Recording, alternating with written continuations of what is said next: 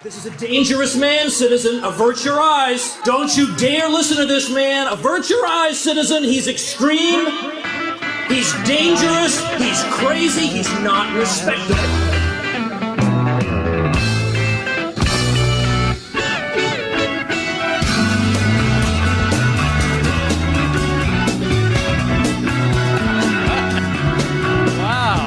Thanks, everybody. Wow. All right, you get extra credit in my eyes if you know what song that is. Anybody know what that is? Siberian Katroo. Yes, that's right. Siberian Katroo by Yes from 1971. All right. Woo! That is good. I've always wanted to be introduced to that music. That is great. I don't even know what a Katroo is, but that's what a Siberian one sounds like. All right, well, thanks, everybody. I want to say a special thank you to the Foundation for a Free Society and to the 10th Amendment Center for making this event possible, to Michael Bolden for introducing me 3 minutes ahead of schedule, and I was kind of, putting the last-minute thoughts in, and I guess those thoughts are not going to be had. And then thanks to all the co-sponsors. I mean, a lot of groups in this area came together to make this event possible, and that is very, very heartwarming, and very glad to see so many people who are going to take their Saturday and say, you know what, I'm going to take this Saturday, roll it up into a ball, and just throw it out the window in the form of spending it inside a hotel all day listening to these people, because you know the significance of what's going on here. Now, if only, this is great. Now, next year, we got to double this, and then we're going to double it after that, and then we'll start having some fun. But this is wonderful to see such a great cadre being built up, thinking about these ideas. I have a little bit of good news going on here. Starting sometime, maybe next month or something, a lot of people have been saying, because I sometimes fill in for Peter Schiff on the Peter Schiff Show, people say, well, why don't you get your own show? So, so it looks like it's going to work out that I'll have some type of show. So I put up thank you. So I had to outfit my home office to make this possible. So I put up a chip in for here. Look, I hope you guys can help me out, because I'm going to be doing the show for free. It's hard for me to be sort of out of pocket. If we can all chip in a little something to make this possible. In one afternoon, the target was reached. I was able to get everything I needed, and then the very last minute, it was $600 left to go. It's just incredible the miracles the internet makes possible. Some guy from Norway contributed the final $600. I mean,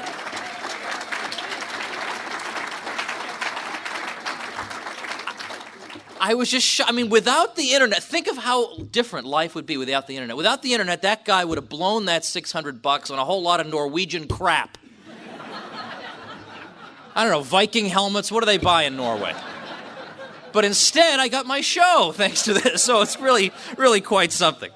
The other thing I want to point out is that I've been doing a lot of work on this subject of nullification since I wrote a book on nullification. I've been able to talk a lot about it thanks to Michael Bolden and all these guys, Jason Rink, who have helped to make this tour possible, and that's been a lot of fun. But I've noticed that the political left, you have to hand it to them, they believe in their principles, because a lot of times they say that what we need for the economy is more government spending. More government spending on make-work jobs, and that will boost and stimulate the economy. Well, I have to respond to a lot of inane criticisms of nullification, and I am now of the belief that those articles are actually a disguised form of make-work for me.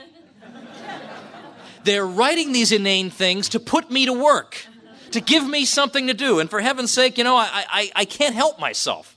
Somebody says some inane thing, I got to respond to it. And that's why half the time people will email me and say, you won't believe what this bum is saying, you got to go respond to him.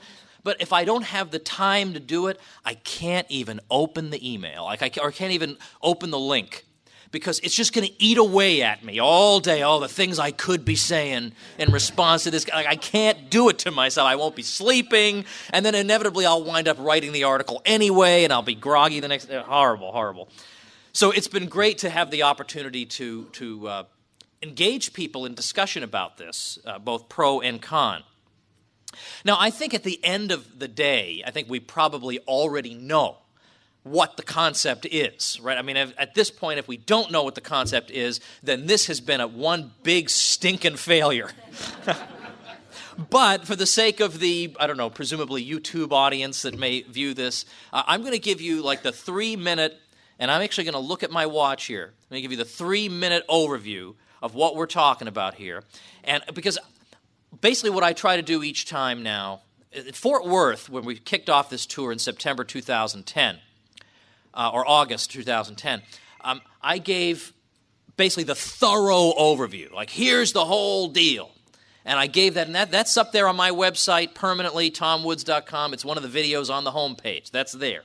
The problem with YouTube is that everybody can watch it. So then you go give another speech, people say, that's the same speech he gave in Fort Worth. So it's very hard. Like, if you're a stand-up comedian, good luck in the age of YouTube. I already heard this guy's routine. Like, what is he supposed to come up with new jokes every single night? So I got to think of, how do I talk about nullification differently when it's still the same thing each time? How do I do that? So what I'm going to do is, as I say, just let's go through the basics, and then I'm going to try and tackle it from a different angle each time. So, all right, so here we go. So according to my watch, I'm at it's like 6:02 and a half or something, kind of thing like that. So basically the idea is this. So it comes down to the insight that the federal government cannot be expected to limit itself. You know, now I can understand somebody being skeptical of this in 1790. But, you know, we have a little bit of experience in this area now, and I think this is rather an understatement, if anything. So something outside itself has to do the limiting. It can't be the courts. Oh, the courts will put things right. Oh, let's everybody wait with bated breath to hear what our overlords have to say about what our Constitution means. Jefferson's view is that the Constitution was written in a way that the average person could understand it. You don't need some deep insight that you have to go into debt for 3 years to acquire. None of that. Just read the words. Read, and also read what was said about them, what said about those words in the state ratifying conventions. And in fact, how has the leave it to the courts strategy worked? Most of the time when the federal government gets away with something, it cites the Commerce Clause. The Commerce Clause, it takes up about this much space in the Constitution. It takes up this much space in how the federal government justifies its activities. And in 60 years, starting in the 30s, going to the 1990s, the Supreme Court declared one federal law unconstitutional on Commerce Clause grounds, the Gun-Free School Zones Act of 1990. They combed everything. That was the only thing they could find the federal government had done wrong. So if you like a strategy where every 60 years your liberties might be protected, then by all means, don't listen to anything I have to say. Don't buy the nullification book. Don't do any of this. Or maybe twice, if you're lucky, twice in 60 years. Now, it's just unlikely this is going to happen. And Jefferson and his followers believed that more likely was the outcome that whereby the federal courts would just rubber stamp what the rest of the federal government was doing. No surprise there. So what logically bears the responsibility of keeping the federal government in check? Well, the states. The states created the federal government. I go through all the steps of this in nullification. The states are the sentinels that will say, now, wait a minute, in this particular state, we're just not letting you do this. And this is really, it just boils down to common sense. It really is common sense. If the federal government is doing something that it's not authorized to do, you don't wait around fruitlessly for years hoping that somehow it'll change, because it doesn't. So we're going to try this. That's what it boils down to. The insight that the federal government cannot be allowed to have a monopoly on determining what its powers are. And the critics of nullification, they're against monopolies in every other aspect of life. They wouldn't want a shoe monopoly or anything else. But for some reason, on the most important issue of all, they think it's somehow antisocial to deny that we should have a monopoly. But we're saying, no, there needs to be a division of power centers and not a centralized power deciding what the powers of the federal government are. All right, I did that in about 2.5 minutes, so we're going to leave that there. So to make a long story even shorter, I'll just say that if we look through history, we find, and these are things, by the way, that you could find if you looked in the documentary histories, but typically this is not being done, or we're not learning about this in our classrooms. But I've talked a lot about, thanks to the work of Kevin Gutzman, what went on in the Virginia Ratifying Convention. The The Virginia Ratifying Convention. So Virginia is going to consider whether or not to ratify the Constitution. This is 1788. And in response to some of the skeptics of the Constitution, like Patrick Henry, who was concerned that some of these seemingly open-ended clauses, like the General Welfare Clause, would in effect authorize a government of unlimited powers, it was supporters of the Constitution, the Federalists, in the Virginia Convention that said, no, don't worry about that, because number one, this is going to be a government of strictly enumerated powers. And number two, it's going to have the powers only expressly delegated to it. They use the word expressly in numerous ratifying conventions. And then George Nicholas, who became the first Kentucky Attorney General, said, and if the federal government should try to impose upon us any supplementary condition, anything that we didn't expressly agree to in this document, then we will be exonerated. Okay, well, that's pretty much what nullification is, and there you see it spelled out in the ratifying convention. So, I mean, this stuff is there. It's not like we're making this up. It's there. It's in, of course, the great resolutions of 1798, the Virginia and Kentucky resolutions of Jefferson and Madison. Like, the evidence is just overwhelming. There's a very, very, very good case historically, logically, strategically, morally. The case is just airtight for state nullification. Now, having said that, and there's so much more that can be said. But now what I want to do, this is my way of it's like the variations that Mozart wrote on Twinkle, Twinkle, Little Star. You know, it's all Twinkle, Twinkle, Little Star. But each one's kind of a clever variation until by the end you think, I think I'm going to commit an atrocity if I hear one more variation on. So I'm hoping that I'm not quite up to that level. This is my like my 8th or 9th variation on Twinkle, Twinkle, Little Star, the nullification version. So what I want to talk about today is nullification has a special appeal, I think, for those people who have figured out certain basic truths. The first such truth is that the problem with our country today is not Barack Obama. Now, I don't mean to say Barack Obama's a great guy. I wish he'd move in next door to me. Although, actually, if he moved in next door to me, I mean, he wouldn't be president anymore. So I guess I take that back. I'll make that sacrifice for the country.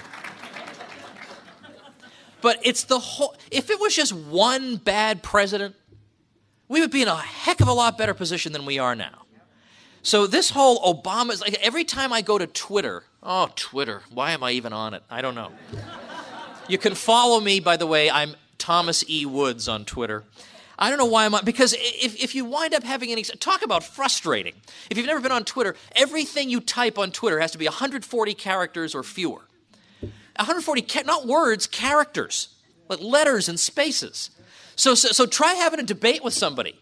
Oh yeah, you are a jerk, and I'm right, R-I-T-E, so I can save one character. I'm like, why am I doing this to myself? But every time, I basically on Twitter, I get a lot of people following me, and they're all different sorts of people, and I typically follow people back. I don't always have time to check them out. If they look totally insane, I don't follow them back. But I follow people back. All right. So that means I get a lot of just like regular, I haven't yet seen the light, sort of mildly right-of-center people who are posting things about Obama's done this and Obama's done that. And I think, a lot of these people, if George W. Bush had done half those things, they would have saluted and gone along with it. No problem. No dissent would have been allowed.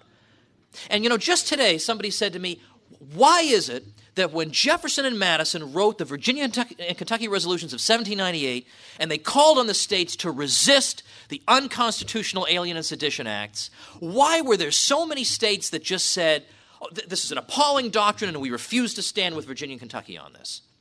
Why were so many states so unwilling to stand with them? And I think it's a question of whose ox was being gored, because it turns out that, by and large, the New England states that denounced Virginia and Kentucky, how dare you suggest that you could resist an unconstitutional federal law, the New England states 10 years later, when Jefferson has imposed an embargo on shipping in New England, well, suddenly they want to nullify that. And they're they're talking all about nullification and interposing and all that. So sometimes it boils down to people just don't have principles. I just favor my views, and that's all it boils down to. Where some of us think that even if a president should do something that we like, if it's unconstitutional, we don't even want him to do it. Very few people, unfortunately, are going to have that sort of level of principle. And that's our problem, because we have gotten so caught up in the cult of personality around the president and around all the presidential candidates that we wind up at each other's throats with, oh yeah, the problem with our country is the Democrats. I am so sick of that. Yes, obviously, look, any kid, any 10-year-old with a connection to the internet can see the Democrats are rotten. Like, duh. If we had one political party that was consistently good, again, we'd be in much better shape than we are now. I just cannot get over people who think Obama is the worst person ever to walk the earth, and then they go out and hold a sign for an opposing candidate whose views of government are about 7% different.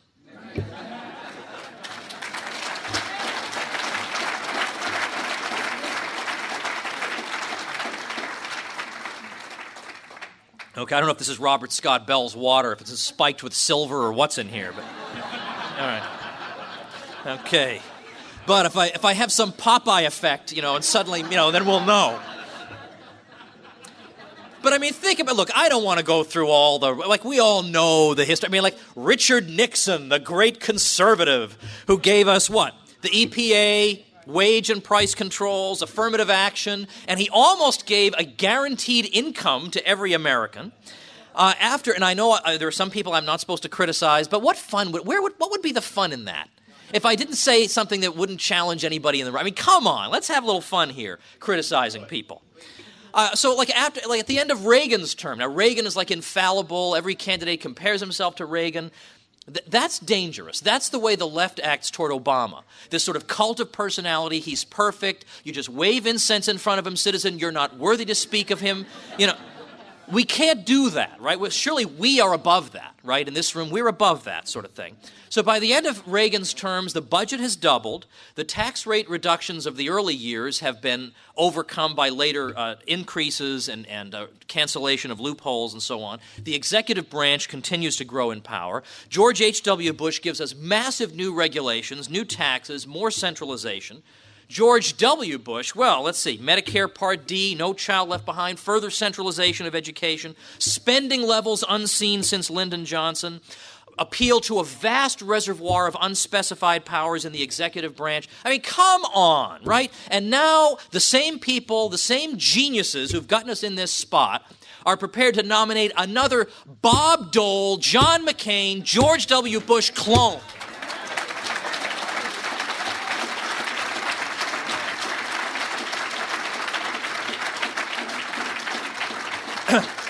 And I might add parenthetically that, one good thing about George W. Bush was his foreign policy. Oh, yeah. Because I feel so much safer now that Iraq no longer has a two-bit nobody, and instead they now have a Shiite regime whose constitution pledges fidelity to the Koran. Oh, so much safer. Thank heavens we had that. And people will say, well, we couldn't have known that in advance. Yes, we could. Everybody was saying that. Every sensible conservative said that's exactly what the outcome will be, trillions of bucks later, and whoever. So anyway, the point is, what we're dealing with is two wings of the same bird of prey.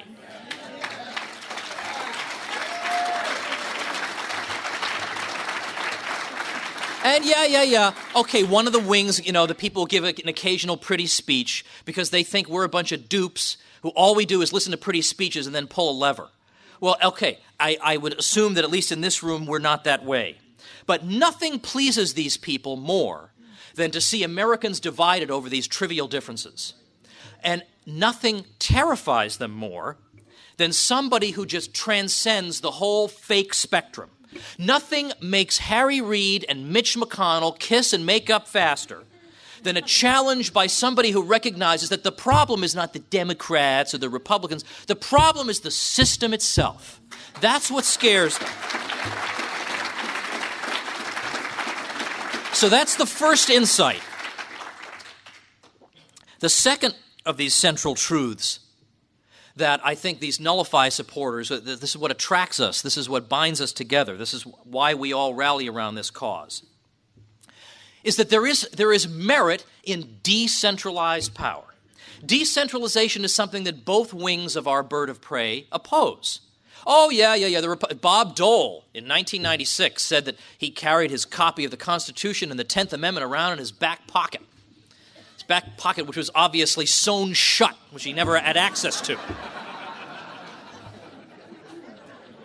So we're told that really all the cool people favor centralized power, right? And only a loser would favor decentralized power. Don't we know that's stupid and backward and inefficient?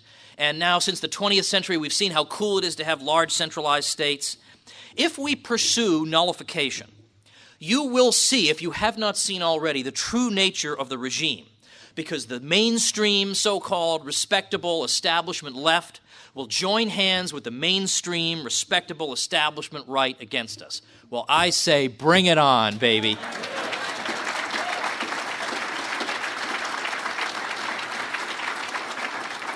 Now, it is not, and you have to believe me, I am being absolutely genuine here, it is not my intention to politicize my remarks, but I do have to add that if we think of the presidential candidates right now, there is only one who would not condemn every one of you in this room as an extremist for supporting nullification.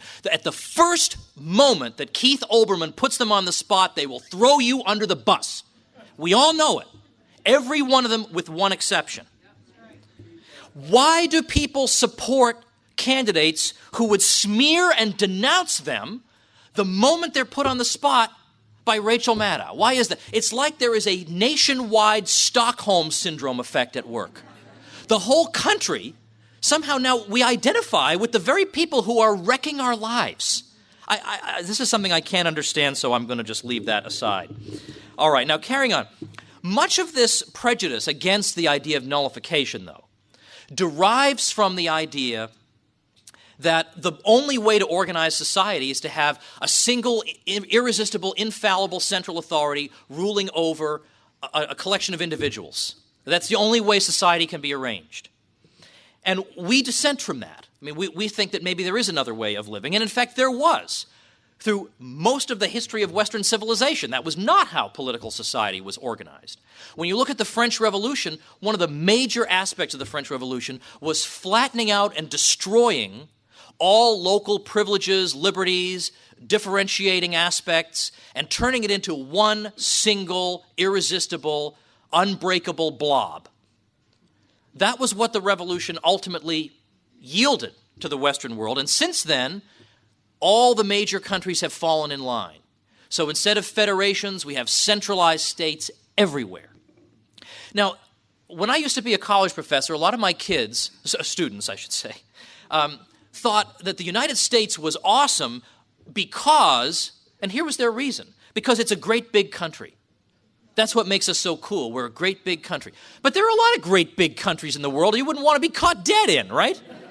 The Soviet Union was a great big country. China's a great big country. Okay, well, China's getting better than it used to be. I mean, certainly better than during the Cultural Revolution, obviously. But the point is, there are great big countries nobody would want to live in. That's not what makes the United States great.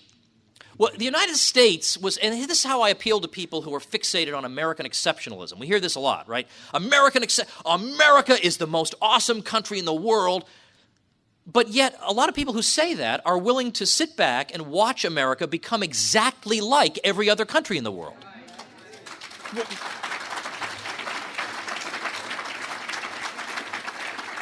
If the United States is supposed to be this light to the nations or something different in the world, why are we sitting back as it's being organized exactly like Britain, France, Germany, whatever?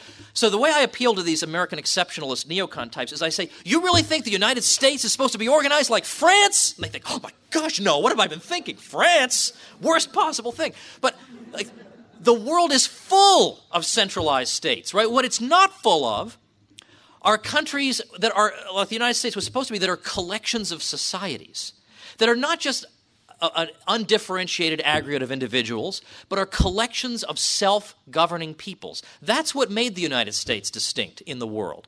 At a time when the world was moving towards centralization, the United States was moving in the opposite direction. That this is, the United States, if you look in the Constitution, not once is the United States referred to in the singular.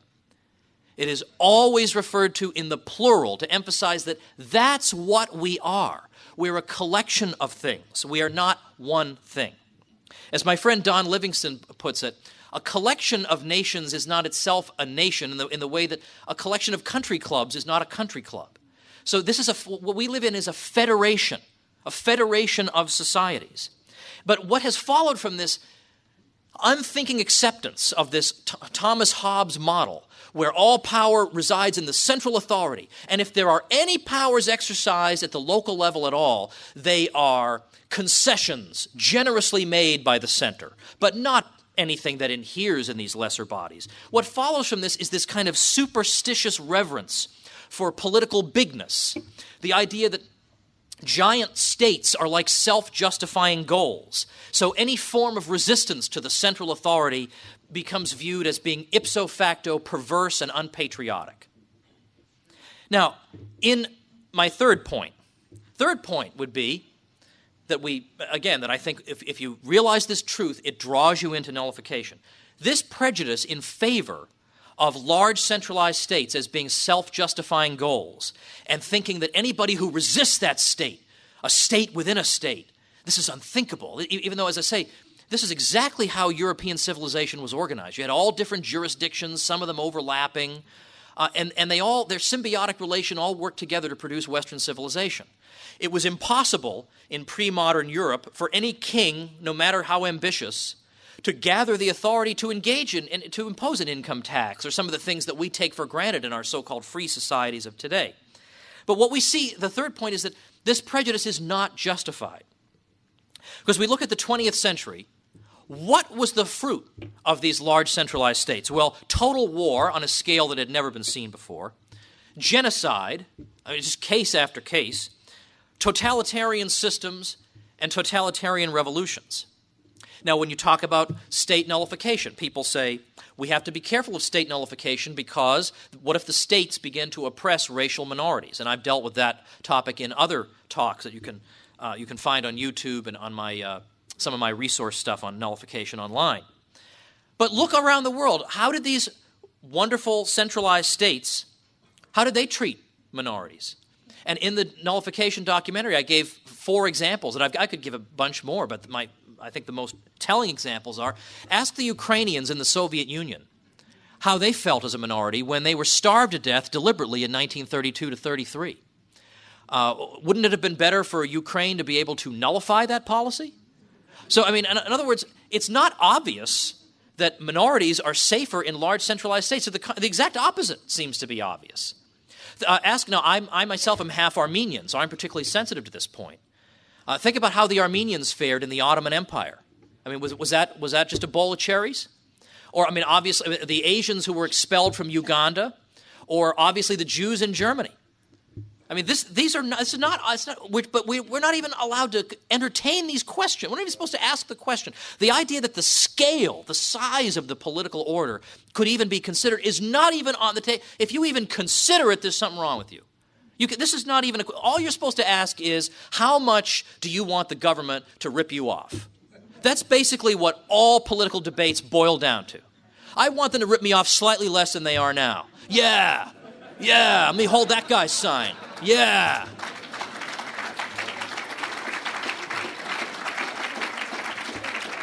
How many of the great despotic figures of the 20th century ever called for power to be decentralized? Or ever said, we should have the power of nullification on the part of the constituent bodies? Well, I believe the question answers itself. Now, my friend Don Livingston has just edited a good book on rethinking the American Union in the 21st century, where he raises some of these interesting issues. And we should consider, when we think about ancient Greek civilization, that was composed of over 1,000 republics, which existed in an age of great empires. And yet, if we look at just ancient Athens alone, which we could compare maybe to modern-day Rhode Island, Athens, the achievements in philosophy, drama, mathematics, architecture and art, and etc., are still being studied and appreciated and emulated to this day. So it's not true that large-scale political societies are necessary for the cultivation of human excellence or for human flourishing.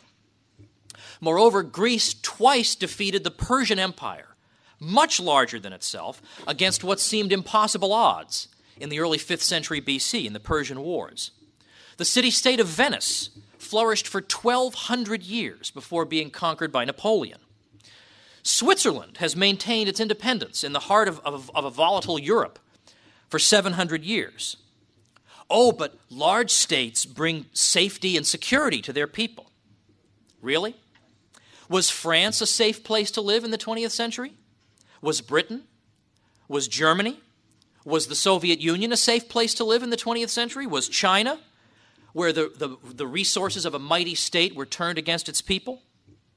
And even people who are concerned about the so-called asymmetric threats said to be posed to the United States today, well, is there any reason to believe that the bumbling bureaucracies of today's megastates would respond to these threats more effectively than would smaller polities? If so, I don't see the evidence for such a claim. Now, at some point in this century, it is likely that the U.S. population will reach 435 million people. That would be 1 million people for each of the 435 congressmen in the House of Representatives. Now, that figure was capped by Congress about 100 years ago. No matter so redistricting amounts to shuffling the 435 around the different states, but not adding new ones. In what sense could political representation possibly be meaningful any longer, if it ever had any meaning, if each congressman represents 1 million people? Is this question even, again, you're crazy for considering that question. I would say you're crazy for not considering it. How can you represent, it's absurd. So when we think about these overlooked facts, well, suddenly it's not so open and shut, is it? That the large-scale state is to be preferred. Now, the fourth insight. The textbooks are wrong. Well, I don't even have to finish that sentence, but I'm going to. I'm going to. The textbook version says that these 435 people, we add another 100 for the senators, 535 people, they're there to legislate for the public good. And where would we be without them? Hopeless and lost, right? So these are selfless crusaders for justice. They are not in any way simply seeking their own perpetuation, these bureaucracies. No. They are just looking out for us. They're not just looking to get a bigger budget each year. They're not looking to exaggerate or perpetuate the problems they were intended to solve, because thereby they will get more pilf and power. No, citizen. Nope. These people are just laboring, toiling day and night for you and me. And again, where would we be without them? Well, and this is my usual trope here. Where would we be? Well, we'd all be probably dead in a ditch. We'd be earning 3 cents an hour. Our kids would be working in mines, getting their limbs blown off, and our consumer products would all be exploding. If it weren't for OSHA, well, people would be, obviously all workers would be falling into the grinding machine, and so all of us would be eating sausages made out of some guy's leg. We wouldn't have any art in society, because really, what artist would even pick up a paintbrush if he doesn't have Joe Biden paternally watching over? No scientific work would be done. On and on and on, right? That's what we're told. Now, I don't believe that stuff, okay? I think every single one of those claims is demonstrably false.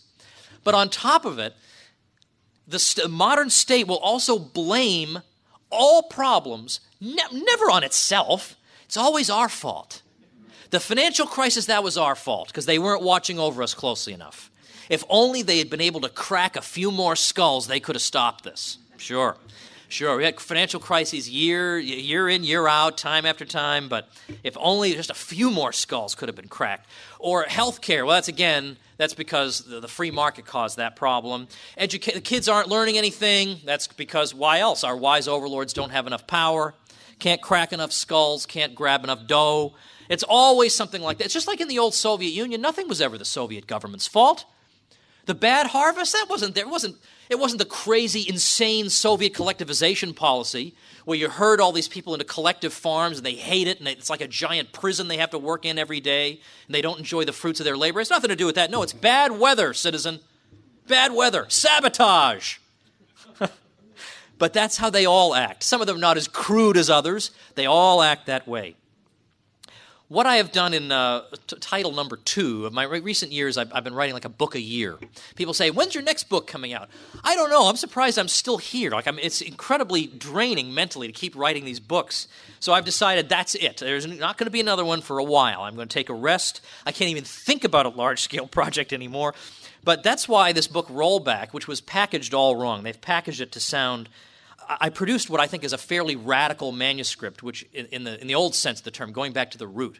Because what I've done in here is the first sort of chapter goes into, well, here are the things that are bad about Obama. So, all right, okay, yeah, I'm with you so far. Stimulus is all wrong and the health care plan's all right. Okay. And the next chapter is, and here's some other things. Here's why all this, the financial crisis wasn't caused by this or that or the other thing. It was caused by the crummy government and its crummy central bank. And all right, whatever. And the next chapter is, all right, now here's another thing we got to get rid of, the Federal Reserve. All right, okay, maybe, right. And the next chapter is, and then the military-industrial complex is also looting the heck out of you too. Okay, whoa. And then finally at the end... The second to last chapter is basically saying, and if I left anything out, we got to abolish that also. So that's basically what Rollback is about. It's basically saying the federal government is like a giant de-civilization agent. It corrupts and destroys everything it touches, all the while telling us how much worse things would be without it. And they've trained us to think this, to have so little confidence in ourselves. We think, well, I don't like paying taxes to Joe Biden either, but my gosh, without him, where would my kids would be dead and I'd be in a ditch. Of course they want you to think that. Just put yourself in their position, right? If you were running a racket like this, wouldn't you want the public to think, without me, you'd all be dead and it would all be helpless and the captains of industry would be exploiting you with giant whatever claws and whatever. This is exactly what you would want people to think, and this is what we've been trained to think, and that's why I did this Rollback book. So basically, the two books kind of work together. So Rollback is saying, here's what they're doing to us, and here's the refutation of all their crummy rationalizations for it. So every time your friend who says, oh, no, but if we got rid of the Fed, well, we'd have this or that. No, this is the point of this is to win debates so that you can say, no way, baby, we can solve these problems without these sociopaths running our lives. And then nullification is sort of saying, here's one way we can start pushing these people back. Now, one thing that nullification does help us do, so those are my 4 basic insights here. One additional thing, though, that it helps us do is as we talk about it and as we read and learn about it, we are uncovering forgotten history. And somebody today said to me, and I put it in a way that I would never have thought of, that when you study the history of nullification and the compact theory of the Union and all this stuff that goes with it, you realize this is actually really this isn't just some footnote to American history. This is actually the Rosetta Stone that decodes American history for you, that makes sense of it all, that you see the significance of things for the first time.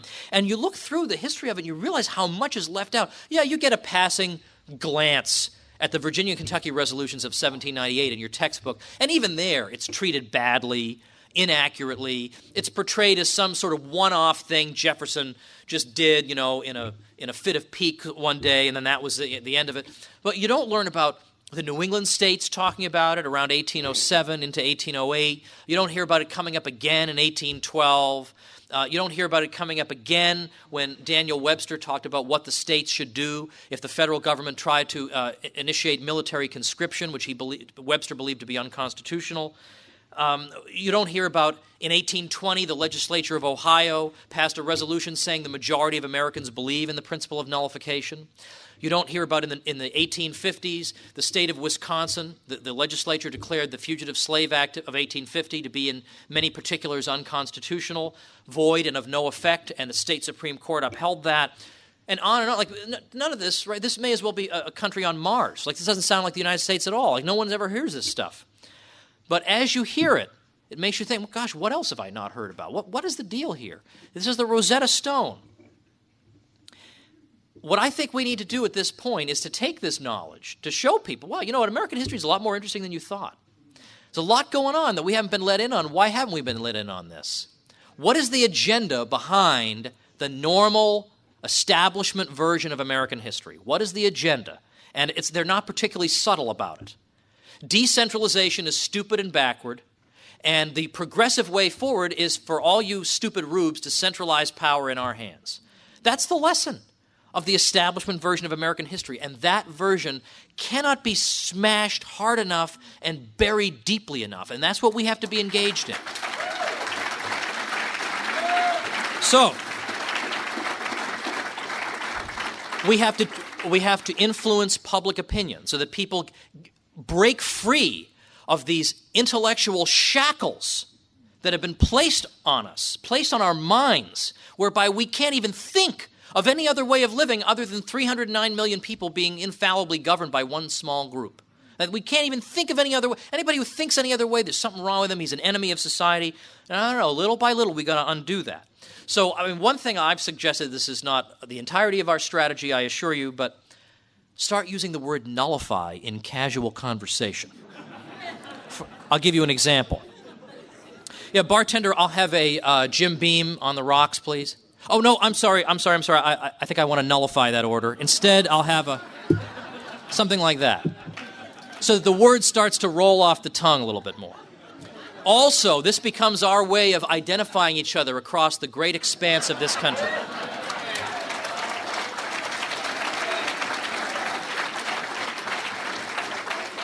All right, so, the Freemasons have their funny hand gestures, whatever. We got the word nullify.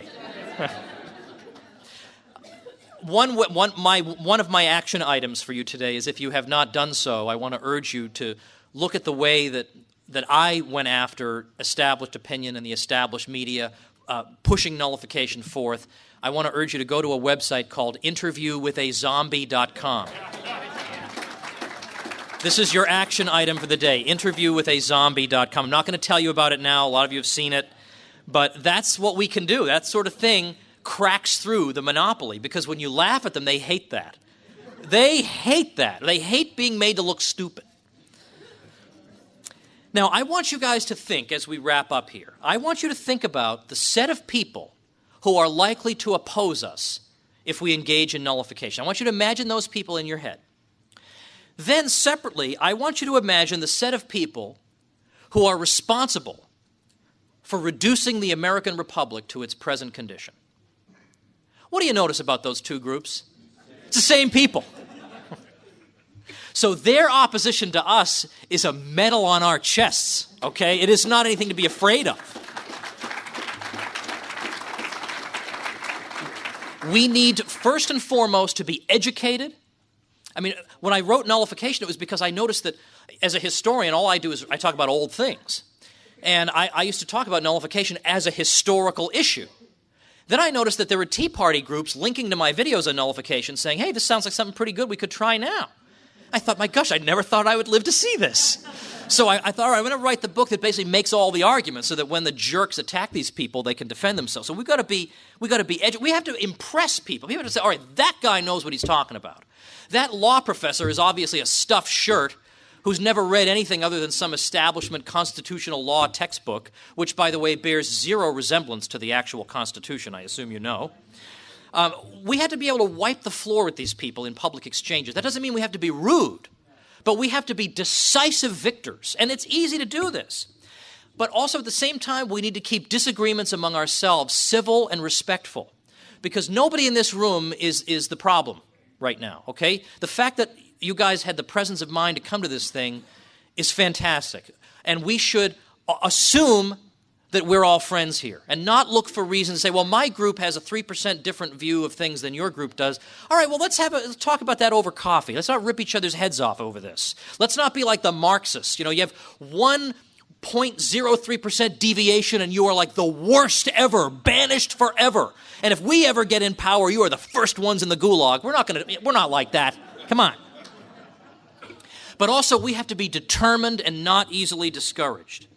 Keep yourselves posted on nullification efforts by going to 10thamendmentcenter.com, where they keep this stuff very much on the radar. You can follow me at tomwoods.com. I have a big announcement coming April the 9th, so I hope you'll tune in for that.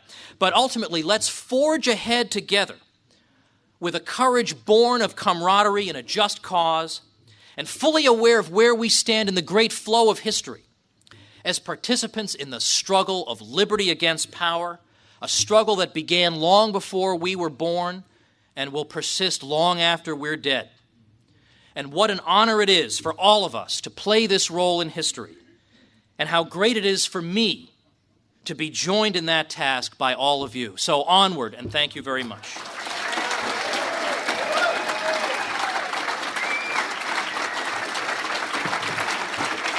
Thanks.